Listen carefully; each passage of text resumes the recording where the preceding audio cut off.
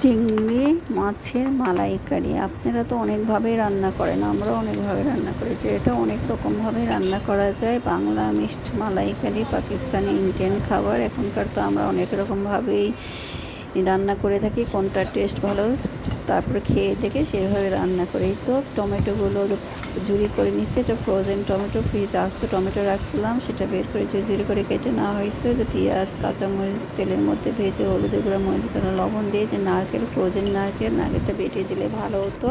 তো এটা অবশ্য আমার মেয়ে রান্না করতেছে, ওই জন্য ওই যেমন চা পাইছে সামনে তা দিয়ে একদম টমেটো নারকেল সব দিয়ে একদম কষিয়ে নিয়ে চিংড়িগুলো দিয়ে দিবে। এখন এই যে পানি দিয়ে কষিয়ে নিচ্ছে আর একটু চিনি দিয়ে দিচ্ছে, সব একবারে দিয়ে কষিয়ে নিয়ে তো চিংড়িগুলো দিয়ে দিল আর নারকেলটা বেটে নিলে আরও মজা হতো খেতে, কিন্তু দারুণ। তারপর একটু কাঁচামরিচ দিয়ে এই যে সুন্দর রান্নাগুলো হয়ে গেলো চিংড়ি মাছের মালাইকারি।